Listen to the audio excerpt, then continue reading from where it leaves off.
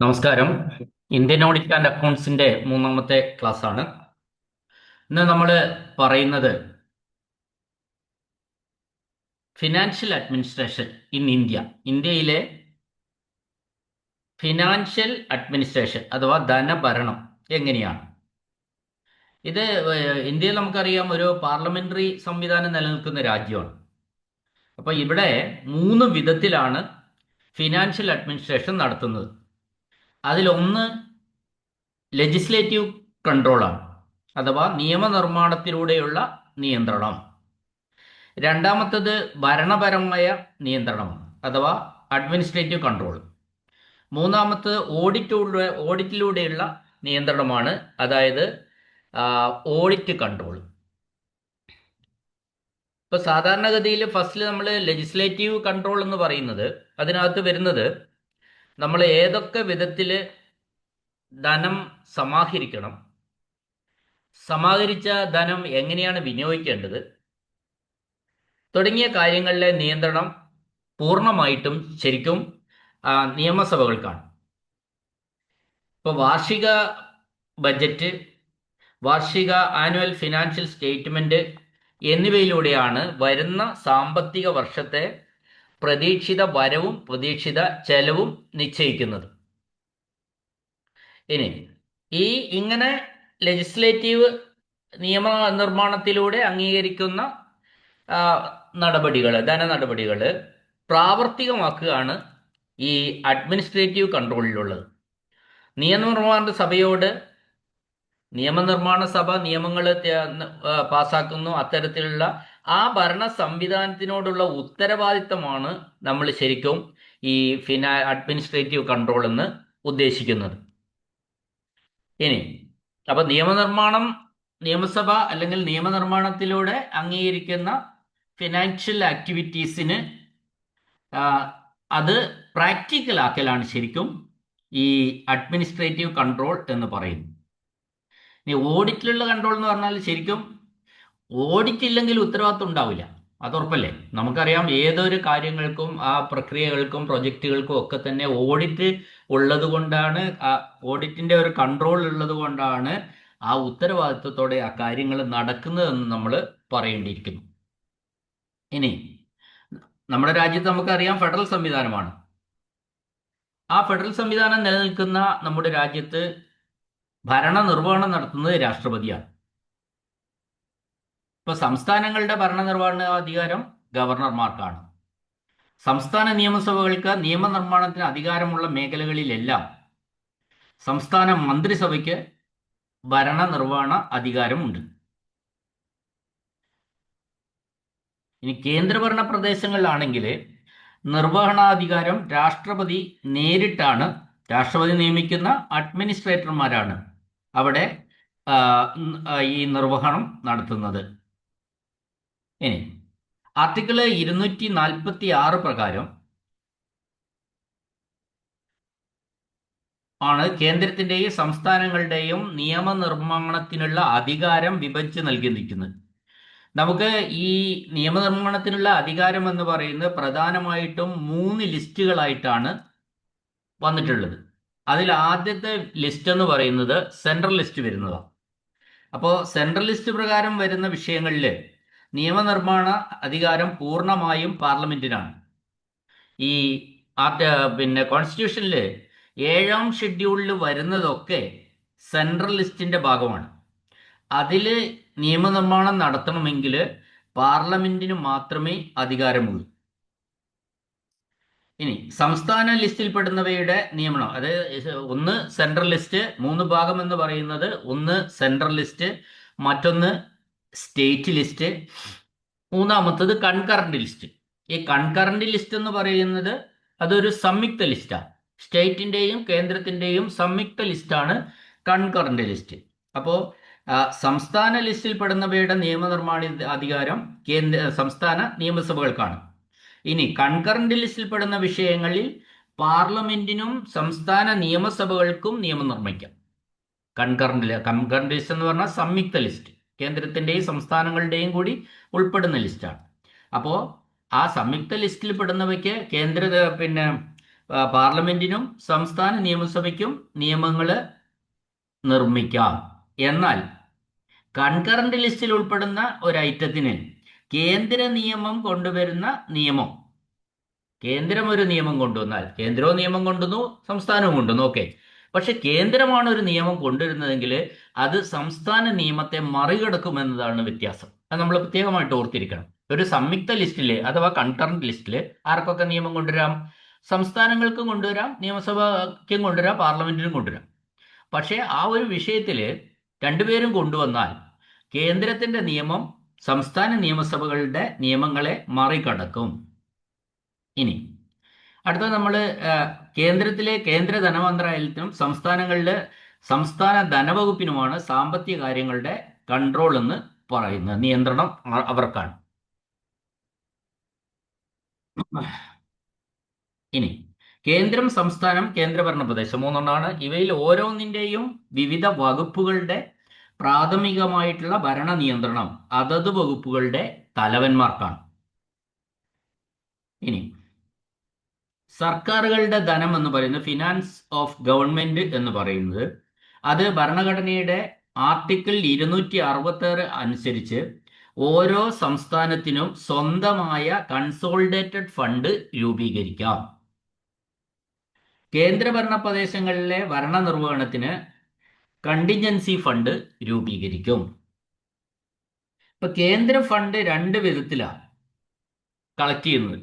കേന്ദ്ര ഫണ്ടുകൾ രണ്ട് രീതിയിൽ കളക്ട് ചെയ്യുന്നു. ഒന്ന്, സംസ്ഥാനങ്ങളെ ചുമതലപ്പെടുത്തി സംസ്ഥാനങ്ങൾ ശേഖരിച്ച് കേന്ദ്രത്തിന് അതിന് നിശ്ചിതം വിഹിതം നൽകുന്ന രീതി. അപ്പൊ നടപ്പിലാക്കുന്നത്, കളക്ട് ചെയ്യുന്നത് സംസ്ഥാനമാണ്, പക്ഷെ നിശ്ചിത വിഹിതം കേന്ദ്രത്തിന് നൽകണം. രണ്ടാമത് കേന്ദ്രം ചെയ്യുന്ന എന്താണെന്ന് വെച്ചാൽ നേരിട്ട് പിരിച്ചെടുക്കുന്ന നികുതിയാണ്. ഇനി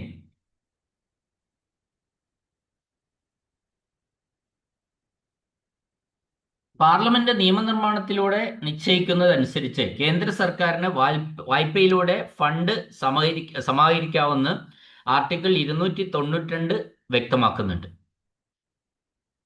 ഇപ്പോൾ കേന്ദ്ര ഗവൺമെന്റിന് വായ്പയിലൂടെ ഫണ്ട് സമാഹരിക്കാം എന്ന് പറയുന്നത് ആർട്ടിക്കിൾ 292 ആണ്. അപ്പോൾ ആർട്ടിക്കിൾ 293 പ്രകാരം സംസ്ഥാനങ്ങൾക്കും ഇങ്ങനെ വ്യവസ്ഥകൾക്ക് വിധേയമായിട്ട് ഫണ്ട് സമാഹരിക്കും. 92 കേന്ദ്രത്തിന് ഫണ്ട് സമാഹരിക്കാം വായ്പയിലൂടെ. ഇനി ഡിമാൻഡ് ഫോർ ഗ്രാന്റ് ആണ്. അപ്പൊ ഡിമാൻഡ് ഫോർ ഗ്രാന്റ് എന്ന് പറയുന്നത്, നമ്മൾ കഴിഞ്ഞ ക്ലാസ്സിൽ ഡിമാൻഡ് ഫോർ ഗ്രാന്റ് കണ്ടതാണ്.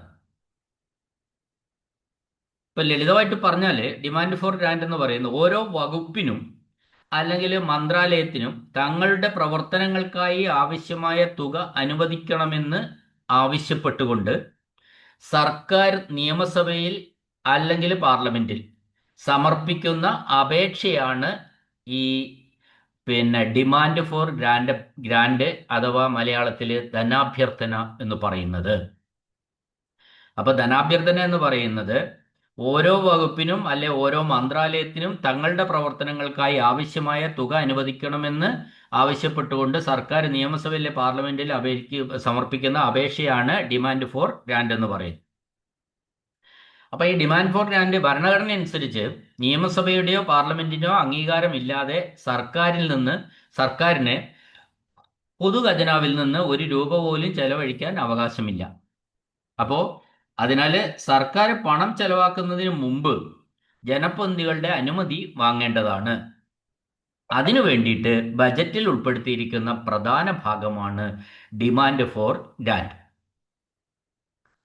ഇനി ഇതിൽ ഓരോ വകുപ്പിനും വേണ്ടിയിട്ടുള്ള തുക പ്രത്യേകം ഡിമാൻഡ് ആയിട്ടാണ് അവതരിപ്പിക്കുന്നത്. ഇപ്പോൾ ഉദാഹരണത്തിന് പറഞ്ഞാൽ വിദ്യാഭ്യാസ വകുപ്പിന് ഒന്ന്, ആരോഗ്യ വകുപ്പിന് മറ്റൊന്ന്, അങ്ങനെ അവതരിപ്പിക്കും. ഇനി നിയമസഭയിൽ ഈ ധനാഭ്യർത്ഥനകൾ ചർച്ച ചെയ്യുകയും അതിനുശേഷം അംഗങ്ങൾ വോട്ട് ചെയ്യുകയും വേണം. ഭൂരിപക്ഷം അംഗങ്ങൾ അനുകൂലിച്ചാൽ മാത്രമേ ഈ തുക വകുപ്പിന് ലഭ്യമാവുകയുള്ളൂ. ഇങ്ങനെ വോട്ടെടുപ്പിലൂടെ ഡിമാൻഡ് ഫോർ ഗ്രാന്റ് അല്ല ധനാഭ്യർത്ഥന പാസ്സായ ശേഷം അത് നിയമമാക്കാൻ വേണ്ടിയിട്ട്, അതിനാണ് വിനിയോഗ ബിൽ, അപ്രോപ്രിയേഷൻ ബിൽ എന്ന് പറയുന്നത്, അത് പാസ്സാക്കും. ഇതിന് ശേഷം മാത്രമേ ഈ നിയമമാക്കാനായിട്ടുള്ള അപ്രോപ്രിയേഷൻ ബില്ല് പാസ്സാക്കിയതിന് ശേഷം മാത്രമേ ഖജനാവിൽ നിന്ന് പണമെടുക്കാൻ സർക്കാരിന് നിയമപരമായിട്ടുള്ള അധികാരം ലഭിക്കുകയുള്ളൂ. ഇതാണ് അതിനെ സംബന്ധിച്ച് പറയാൻ ഡിമാൻഡ് ഫോർ ലാൻഡ് എന്ന് പറയുന്നത്. ഇനി പാർലമെന്റിൽ അവതരിപ്പിച്ച ഒരു ബില്ല് പൂർണ്ണമായി നിയമമാകുന്ന പ്രക്രിയയാണ് നമ്മൾ സ്റ്റാറ്റ്യൂട്ട് എന്ന് പറയുന്നത്. ആ പ്രക്രിയക്കാണ് സ്റ്റാറ്റ്യൂട്ട് എന്ന് പറയുന്നത്. ഇപ്പോൾ ഫിനാൻസ് ബില്ലുകൾ നമുക്കറിയാം, പിന്നെ ബജറ്റ് അവതരിപ്പിക്കുന്ന സമയത്ത് സർക്കാർ പുതിയ നികുതികൾ ഏർപ്പെടുത്തുകയോ, ഫിനാൻസ് ബില്ലിനെ കുറിച്ചാണ് ഞാൻ പറയുന്നത്. എന്താണ് ഫിനാൻസ് ബില്ലെന്നാണ് പറയുന്നത്?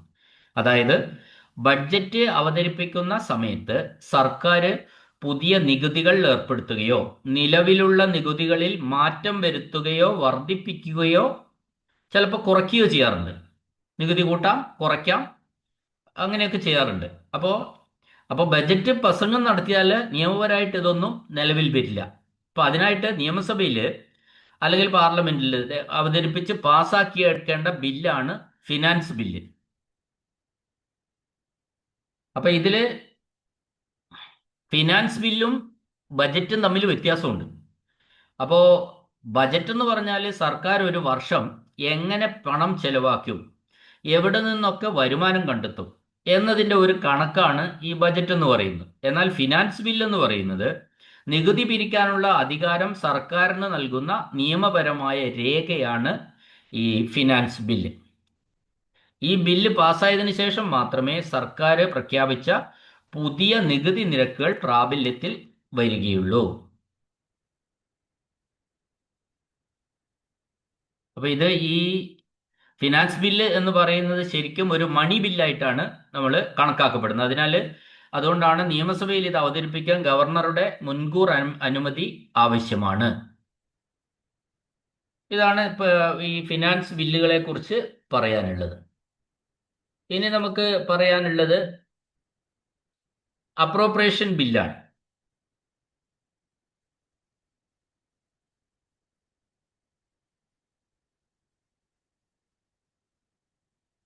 അപ്രോപ്രിയേഷൻ ബില്ലുകൾ നമ്മൾ ഒരിക്കൽ പറഞ്ഞതാണ്.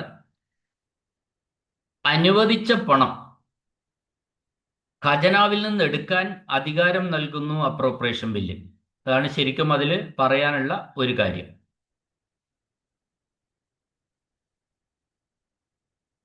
ഒരു വർഷത്തേക്കുള്ള ആവശ്യങ്ങളുടെ എല്ലാം പാസാക്കിയ ശേഷം കൺസോളിഡേറ്റഡ് ഫണ്ടിൽ നിന്നുള്ള വിനിയോഗത്തിനായി അപ്രോപ്രിയേഷൻ ബില്ല് പാസ്സാക്കും. ഈ ബില്ല് പാസ്സാക്കാതെ കൺസോളിഡേറ്റഡ് ഫണ്ടിൽ നിന്നും ഒരു തുകയും വിനിയോഗിക്കാൻ കഴിയില്ല. അപ്പോൾ അപ്രോപ്രിയേഷൻ ബില്ല് പാസ്സാക്കിയതിന് ശേഷം മാത്രമേ ഈ കൺസോളിഡേറ്റഡ് ഫണ്ടിൽ നിന്ന് തുക വിനിയോഗിക്കാൻ കഴിയുള്ളൂ എന്നതാണ് സത്യം.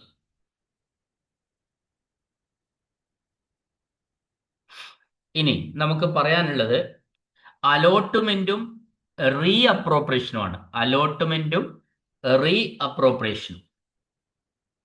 അപ്പൊ അലോട്ട്മെന്റ് എന്നത് ശരിക്കും ബജറ്റിലൂടെ വകയിരുത്തിയ തുകയിൽ നിന്ന് ഒരു നിശ്ചിത കാലയളവിൽ ചെലവഴിക്കാൻ ഉദ്യോഗസ്ഥർക്ക് നൽകുന്ന അധികാരമാണ് ഈ ശരിക്കും അലോട്ട്മെന്റ് എന്ന് പറയും. അത് ബജറ്റിലൂടെ വകയിരുത്തിയ തുകയാണ്. അതൊരു നിശ്ചിത കാലയളവിൽ ചെലവഴിക്കാൻ ഉദ്യോഗസ്ഥർ നൽകുന്ന അധികാരമാണ് അലോട്ട്മെന്റ്. അപ്പോൾ നിയമസഭ പാസാക്കിയ ബജറ്റ് പ്രകാരം സർക്കാർ വകുപ്പുകൾക്ക് ലഭിക്കുന്ന ഫണ്ടിൽ നിന്ന് DDOമാര്, ഡ്രോയിങ് ആൻഡ് ഡിസ്ബേഴ്സിംഗ് ഓഫീസർമാർക്ക് ബില്ലുകൾ മാറി പണം ചിലവഴിക്കാനുള്ള അനുമതിയാണ് ശരിക്കും അലോട്ട്മെന്റ്. അപ്പോൾ ഇതിന്റെ ഒരു ലക്ഷ്യം എന്താന്ന് വെച്ചാൽ അലോട്ട്മെന്റിന്റെ ലക്ഷ്യം ഒരു സാമ്പത്തിക വർഷത്തില് അനുവദിക്കപ്പെട്ട തുക കൃത്യമായ നിയന്ത്രണങ്ങളോടെ ഘട്ടം ഘട്ടമായി ചെലവഴിക്കുന്നു എന്ന് ഉറപ്പാക്കുകയാണ് ഈ അലോട്ട്മെന്റിന്റെ ലക്ഷ്യം. അലോട്ട്മെന്റ് ലഭിക്കാതെ ഒരു ഉദ്യോഗസ്ഥനും തുക ചെലവഴിക്കാൻ കഴിയില്ല. ഇനി നമുക്ക് അതിനോട് ഒപ്പം ചേർത്ത് പറയേണ്ട ഒന്നാണ് റീ അപ്രോപ്രിയേഷൻ എന്ന് പറയുന്നത്. ഈ റീ അപ്രോപ്രിയേഷൻ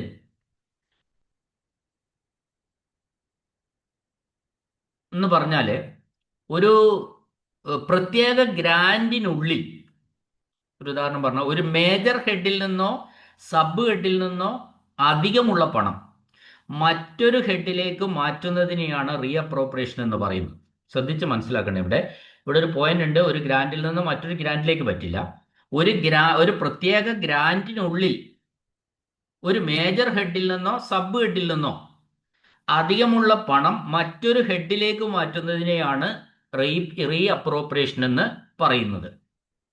അപ്പൊ അതിന് ചില കണ്ടീഷൻസ് ഒക്കെ ഉണ്ട്. ചെലവ് ഒരു ഗ്രാൻഡിന് പുറത്തേക്ക് പോകാൻ പാടില്ല, അങ്ങനെയുണ്ട്. ഇപ്പോൾ ഹെഡിൽ നിന്നാണ്, മേജർ ഹെഡിൽ നിന്നോ സബ് ഹെഡിൽ നിന്നോ മറ്റൊരു ഹെഡിലേക്ക് മാറ്റാം. ആ ഗ്രാൻഡിന് പുറത്തേക്ക് ചെലവ് പോകാൻ പാടില്ല. ഇപ്പൊ സാലറി, വേതനം തുടങ്ങിയ ചില പ്രത്യേക ഹെഡുകളിൽ നിന്ന് റീഅപ്രോപ്രിയേഷൻ നടത്തുന്നതിന് കർശനമായ നിയന്ത്രണങ്ങളുണ്ട്. ഇനി പുതിയ പദ്ധതികൾക്കോ സർക്കാരിന്റെ മുൻകൂർ അനുമതി ഇല്ലാത്ത കാര്യങ്ങൾക്കോ റീഅപ്രോപ്രിയേഷൻ വഴി പണം കണ്ടെത്താൻ വേണ്ടി കഴിയില്ല. അതാണ് മറ്റൊരു കാര്യം.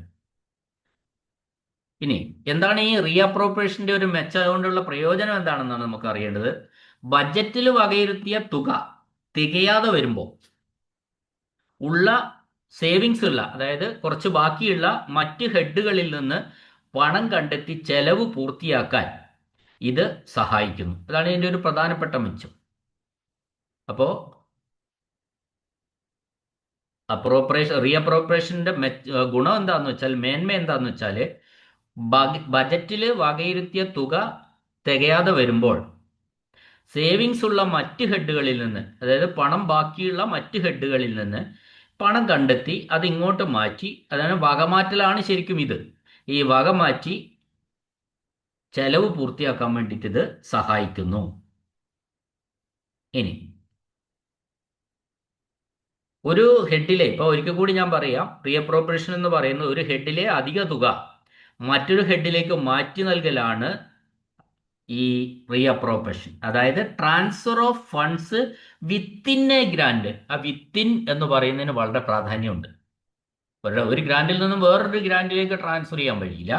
Within a transfer of funds within a ഗ്രാൻഡാണ് റീഅപ്രോപ്രിയേഷൻ. ഒരു ഹെഡിലെ അധിക തുക മറ്റൊരു ഹെഡിലേക്ക് മാറ്റി നൽകലാണ്.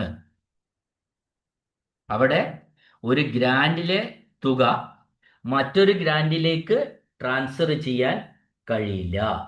അല്ലെങ്കിൽ ഒരു അലോട്ട്മെന്റിലെ ഉൾപ്പെടുന്ന തുക അത് വേറൊരു ആവശ്യത്തിന് റീഅപ്രോപ്രിയേഷൻ ഒരു ഗ്രാൻഡിൽ നിന്ന് മറ്റൊരു ഗ്രാൻഡിലേക്ക് റീഅപ്രോപ്രിയേഷൻ പറ്റില്ല. ഒരു അലോട്ട്മെന്റിൽ നിന്ന് മറ്റൊരു അലോട്ട്മെന്റിന് വേണ്ടിയിട്ട് റീഅപ്രോപ്രിയേഷൻ സാധ്യമല്ല. ഇത് വിത്തിൻ എ ഗ്രാൻഡ് ആണ് പറയുന്നത്. ഓക്കെ, അടുത്ത് നമുക്ക് പറയാനുള്ളത് വെയ്സ് ആൻഡ് മീൻസ് ആണ്. Ways and means.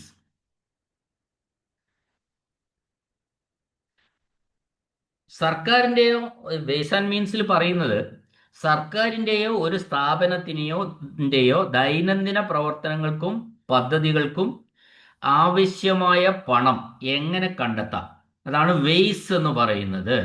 സർക്കാരിൻ്റെ ദൈനംദിന പ്രവർത്തനങ്ങൾക്കും പദ്ധതികൾക്കും ആവശ്യമായ പണത്തെയാണ് എങ്ങനെ കണ്ടെത്താമെന്നുള്ളതാണ് വെയ്സ്.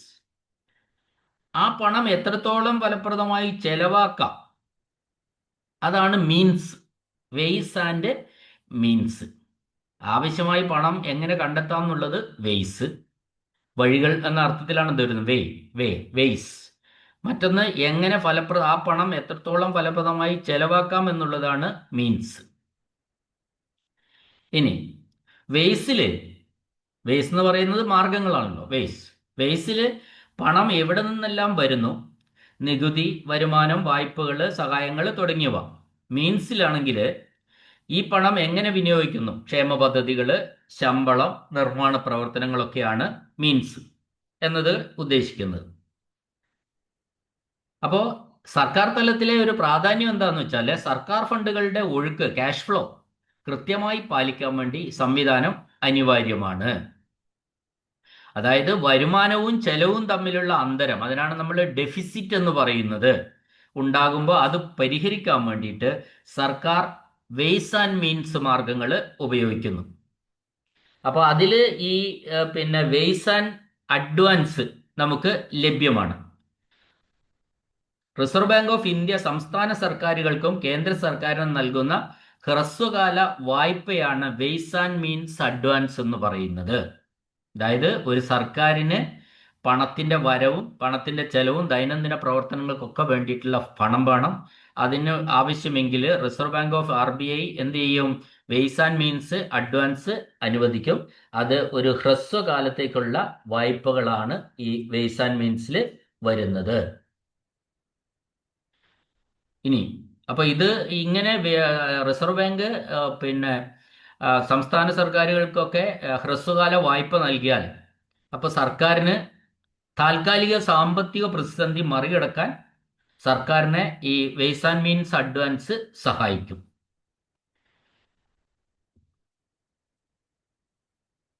അപ്പൊ അങ്ങനെ വരുമ്പോ എന്താ? അങ്ങനെ താൽക്കാലിക സാമ്പത്തിക പ്രതിസന്ധി മറികടക്കാൻ സഹായിക്കും. അപ്പോൾ സർക്കാരിന്റെ വരുമാനവും ചെലവും തമ്മിലുള്ള താൽക്കാലിക പൊരുത്തക്കേടുകൾ അത് പരിഹരിക്കാൻ വേണ്ടി ഇത് സഹായിക്കും. അപ്പോൾ അങ്ങനെയാണ് അങ്ങനെ പ്രശ്നങ്ങൾ വരുമ്പോൾ സംസ്ഥാന സർക്കാരുകളും കേന്ദ്ര സർക്കാരുകളും റിസർവ് ബാങ്കിൽ നിന്ന് വായ്പ എടുക്കും. ഇനി അടുത്തത് ഈ റിസോഴ്സ് ഓപ്പറേഷൻ എന്ന് പറയുന്ന ടേമാണ്. റിസർവ് ബാങ്ക് നിക്ഷേപം, ട്രഷറി നിക്ഷേപം, മറ്റ് സർക്കാർ പണനിക്ഷേപം എന്നിവ അടങ്ങുന്നതാണ് സർക്കാരിന്റെ ക്യാഷ് ബാലൻസ് എന്ന് പറയുന്നത്. ഇപ്പോ ചില ട്രഷറികളിൽ ആവശ്യമായി വരുന്നതിനേക്കാൾ കൂടുതൽ പണം സൂക്ഷിക്കാനുണ്ട്. ചില ട്രഷറികളിൽ ആവശ്യത്തിൽ കുറവും. ഇത് പരിഹരിച്ച് ഓരോന്നിനും ആവശ്യമായ തുക അനുവദിക്കുന്നതിനെയാണ് നമ്മൾ റിസോഴ്സ് ഓപ്പറേഷൻ എന്ന് പറയുന്നത്. റിസോഴ്സ് ഓപ്പറേഷൻ മലയാളത്തിലെ വിഭവ വിനിയോഗം എന്ന് പറയുന്നു. അപ്പൊ ഈ വിഭവ വിനിയോഗം, അതായത് കൂടുതൽ പണമുള്ള സൂക്ഷിച്ചിരിക്കുന്ന ട്രഷറികൾ ഉണ്ടാവും, കുറവ് പണം സൂക്ഷിച്ചിരിക്കുന്ന ട്രഷറികൾ ഉണ്ടാവും. അപ്പോൾ ആവശ്യത്തിൽ കുറവുണ്ടാവും. ഇത് പരിഹരിക്കാൻ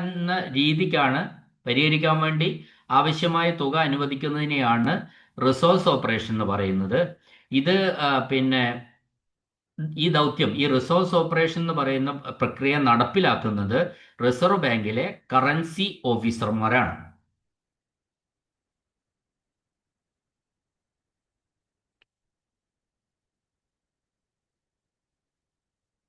ഇനി നമുക്ക് പറയാനുള്ള കാര്യങ്ങൾ ഈ CAGയുടെ ഓഡിറ്റാണ്.